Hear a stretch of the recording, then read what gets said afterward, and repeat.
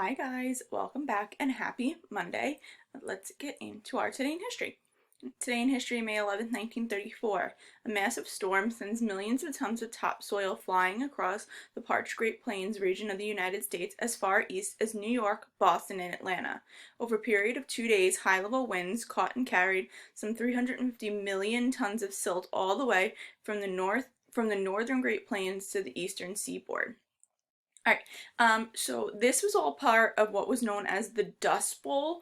Right? We talked about how in the West that plains, that topsoil was very dry, especially when they went for periods of time with drought, and as wind whips across those open plains, it kicks up all that top level of dry soil, creating these massive dust clouds that sweep across the region, right? And those dust clouds, those dust storms were responsible for the deaths of people, the deaths of animals, right? Destruction. They were pretty detrimental.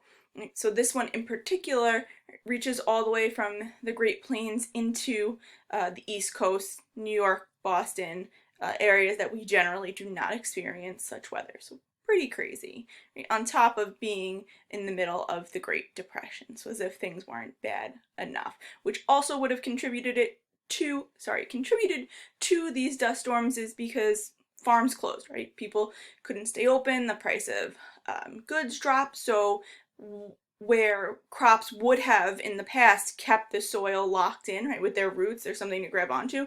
Now if there's no plants, it makes it even worse. All right, let's get into our work for today. All right, so on Friday I assigned you the first part of containment. You read a little bit about what the U.S.'s foreign policy of containment actually meant, and then you read about two ways that the United States enacted this foreign policy, how they try to contain the spread of communism. And for this one, you read all about NATO and the Marshall Plan, and then answered the questions that went along with each of them. As we move forward, we're going to continue riding this containment train, this time into Berlin. Right? The city of Berlin is going to be extremely important as we talk about containment in the Cold War, because Berlin was a hotbed for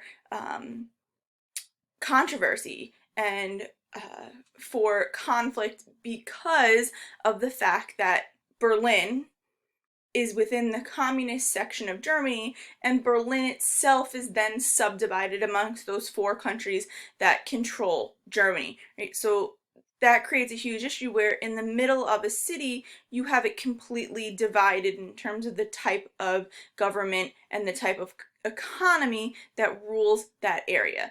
That would be like East Meadow being split down the middle. Everybody on one side of the turnpike is communist and everybody on the other side of the turnpike is capitalist. It's just not going to work, and it's going to cause some issues because people who are living in the communist sector are very aware of how different their life is in comparison to those that are living in the capitalist section. And that's going to create some problems for the Soviet Union because clearly people living in the communist section are not going to be happy with that.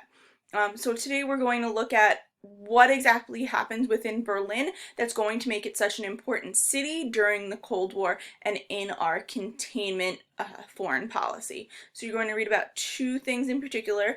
First, you have Berlin, the Berlin blockade and the Berlin airlift, right? They go hand in hand. The airlift happens because the blockade happens. So it'll explain to you why the blockade took place and then what exactly the Berlin airlift was and what it sought to do. And then you have the Berlin Wall. I think that is probably something that if you guys don't know a lot about the Cold War prior to this unit, that you may recognize, right? The Berlin Wall for, upwards of 40 years was an icon in Germany and really was a visual representation of that divide between communism and capitalism. So it's going to be extremely important and extremely symbolic as we move forward with the Cold War, and come time for the end of the Cold War, you'll see the part that it plays there. Right, so I've provided you with two questions for each of those sources. Right down here, the source, you just have a paragraph here of some information detailing what exactly happens, and then you have a link to a video to watch about the Berlin airlift. Right? Nothing too crazy. It's just under 3 minutes long. And I actually think pretty interesting. The History Channel puts out some really great stuff, but it's just kind of reinforcing what is in that source, and of course, as always, adding a little bit of extra information that's not in here.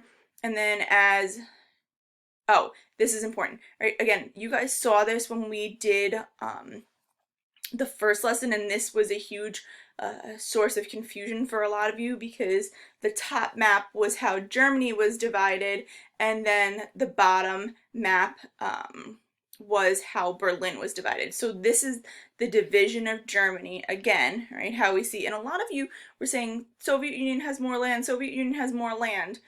In comparison to the capitalist nation, the Soviet Union doesn't have more land than them. Definitely more than France. But I would say, as a whole, Germany is primarily controlled by capitalist nations. But anyway, this is the division of Germany, and then within the Soviet Union section of Germany, you have the city of Berlin, which is again divided, right, into East and West Berlin. And so it's going to be important.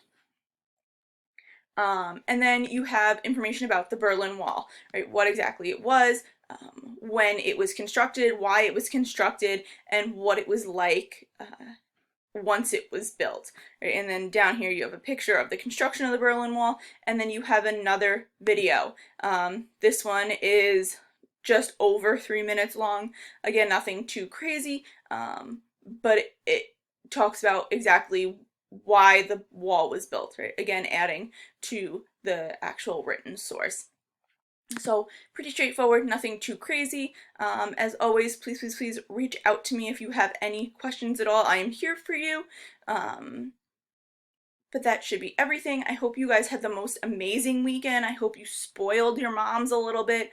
I'm sure now especially most of them need a little bit of spoiling and pampering. I'm sure they are running in overdrive at home, or you celebrated whoever the lady is that, you know, is important to you, whoever takes care of you.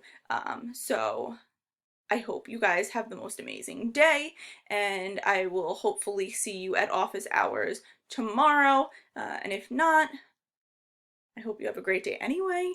But of course, as always, stay safe and make good choices. Bye, guys.